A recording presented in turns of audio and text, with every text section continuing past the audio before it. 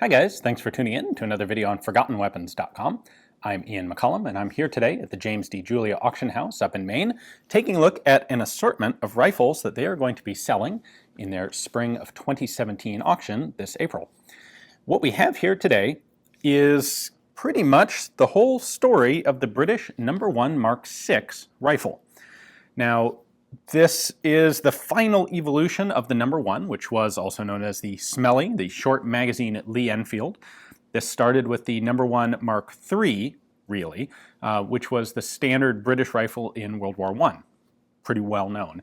The No1 Mk4 was a .22 caliber training conversion, and then the No1 Mk5 is what the British went to and developed after World War II, or after World War I. There were a number of issues with the SMLE as it had served in World War I, and they wanted to fix these. Namely, they wanted to get rid of the tangent sight located on the back of the receiver and replace that with an aperture sight.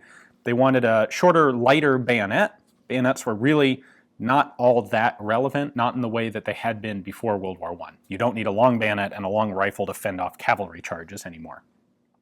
And they actually wanted a heavier profile barrel to make for a more accurate rifle. So these changes all went into the design room, and what came out was the No1 Mk5 Enfield, which is basically a No1 Mk3 that has the rear aperture sight off of a P17 Enfield. And this was a pretty good rifle. And in the mid-1920s, from 22 to 24, I believe, they manufactured a run of 20,000 of the No1 Mk5 for troop trials. And in fact, troop trials went pretty well. It was a well-liked rifle. However, they were continuing to experiment with designs, and the plan had been, if the No1 Mk5 worked out really well, they would just start converting No1 Mk3 rifles en masse into No1 Mk5s. However, they kept experimenting, and they actually, even though the trials went pretty well, they ended up finding a series of features that actually worked a little better, and that turned into the No1 Mk6.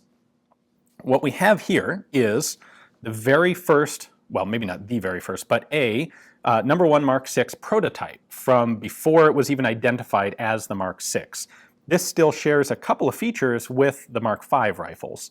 Then we have an actual prototype, No1 Mk6, and then we have two of the production guns. And what's interesting about these is it was actually formally identified as No1 Mk6 for the first 1,000-gun production run, circa 1929.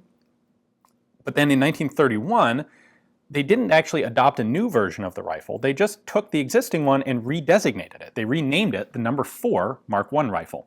And it's under that name that it would eventually be fully adopted and put into production and would be the standard British rifle in World War II. So what we have here are two of those final models. They made about 1,000 of them designated No1 Mk6, which are these guys, for trials. And then in around 1931, 30 and 31, they made another 2,500 of them, basically the same gun, for continuing trials with a few changes and with the new designation No4 Mk1. And so that's what we have here. So let's go ahead and take a closer look at all four of these and see how this design evolved into what would become the standard British World War II rifle. We are going to see the most unusual and distinctive features on this, the very first prototype of the No1 Mk6. To start with, it does not have any markings on the socket here, which is where you would typically expect them on a Lee Enfield pattern rifle.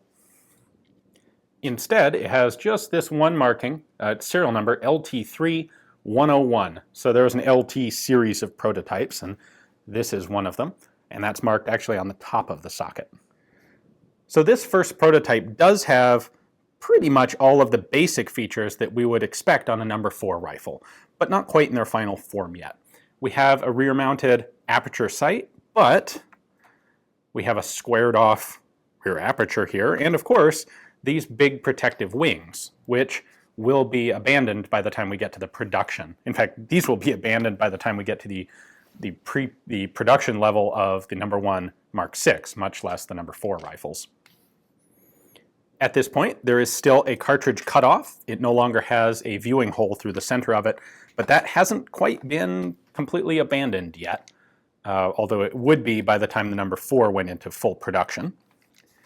Unique to this prototype, there is no graspable cocking piece. So typically, on both the rifles that came before and after it, you could actually get a grip on the back of the cocking piece so that if you had a dud round, or for any other reason needed to recock the rifle without cycling the bolt, you could. On this one, that is a much slimmer piece.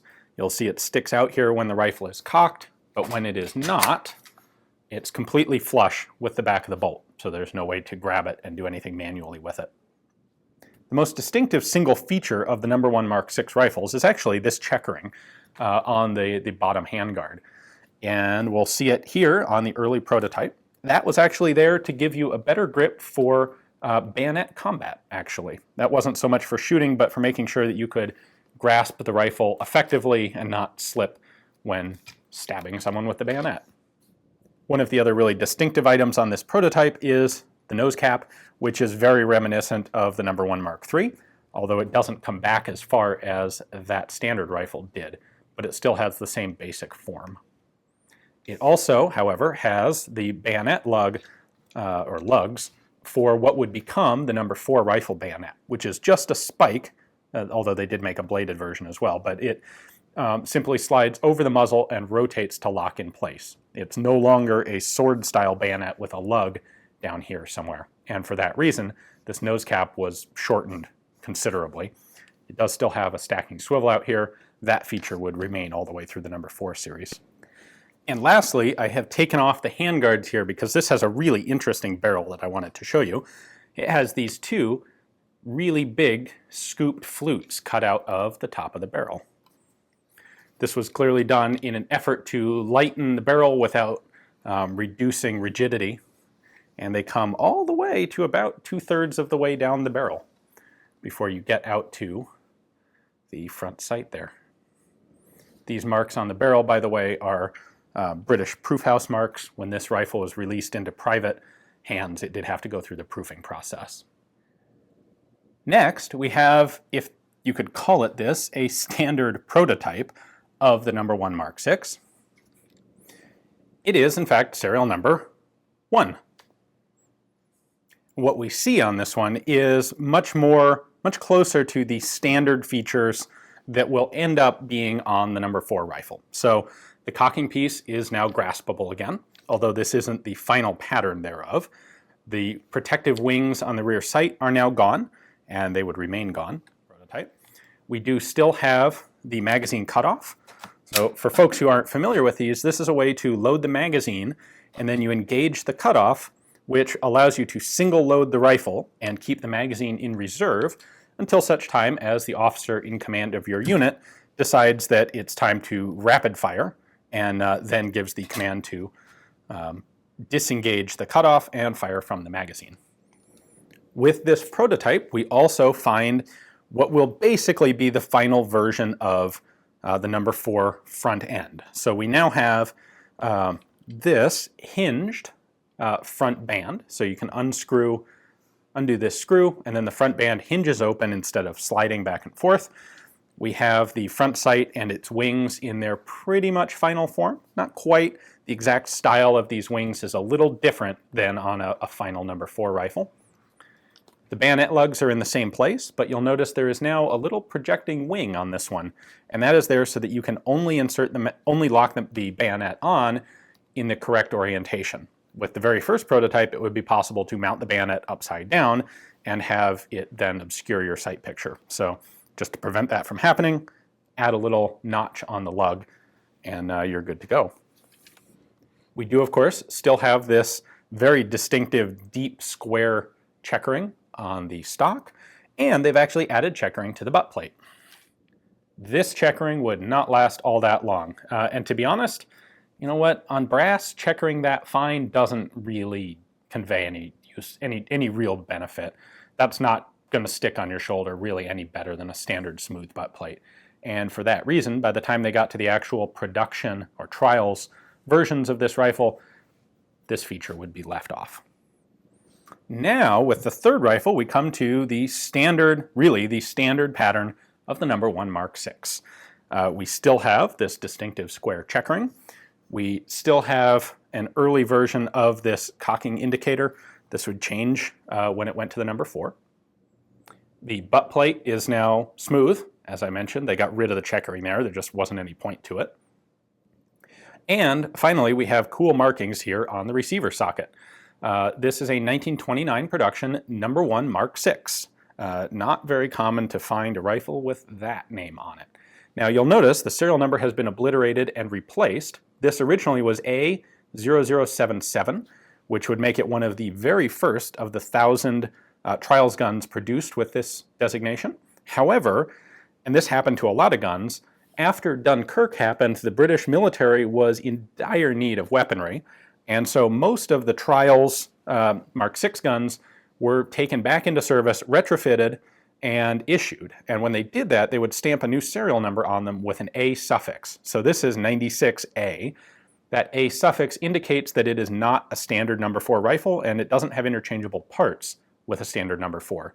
That's there so that if the rifle comes back to an armorer for repair, they immediately know that it is not a standard rifle. Comparing this to our very early prototype, you can see that this has the safety lever of a No1 Mk3. This guy has the new style of safety lever, which would go on to be used in the No. 4s. And last, but definitely not least, we have one of the No. 4 Mk1 trials rifles. This is a 1931 dated rifle, and this is a kind of interesting, unusual situation where the rifle didn't actually change. They changed the name of it without changing the actual properties of the gun at this point. So as production went through a couple of different phases, they slowly changed a few features. In 1931, this was formally redesignated the No. 4 Mk1. And we can see that in the socket markings here. Enfield 1931, No. 4 Mk1 rifle.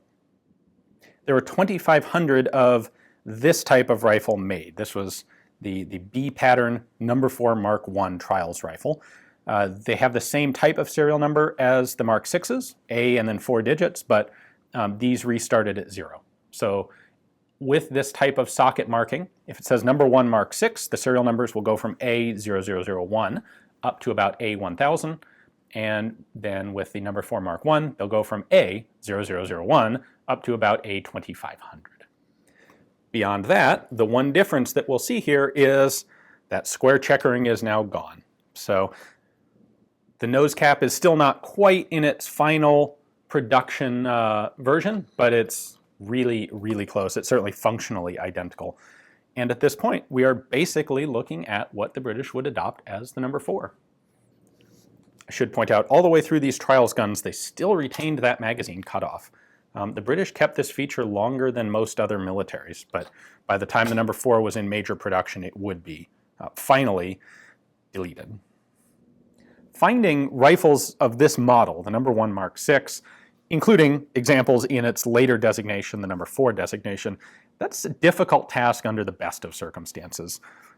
Even the most common version, the last version of them right here, even though they made 2,500, most of those ended up destroyed during World War II or reconverted. A lot of these actually ended up converted into No. 4 Mk1 T sniper rifles. A bunch of the parts changed around, and they simply don't exist in the original configuration anymore. And of course, finding the prototypes and even the really early developmental examples is something that just normally doesn't ever happen. So very cool to be able to not just find one, but all 4 of these in the same place and be able to look at them comparatively. It really is the comparison that allows you to see what was going on. They are all actually, of course, coming up for sale here at Julia. So if you're interested in 1, 2, or all 4 of them, take a look at the description text below the video. You'll find links there to the catalog pages for each of these 4 rifles. And you can take a look at the descriptions and provenances and photographs of each individual one and place a bid right there through the website, or come up here to Maine and participate in the auction live. Thank you for watching.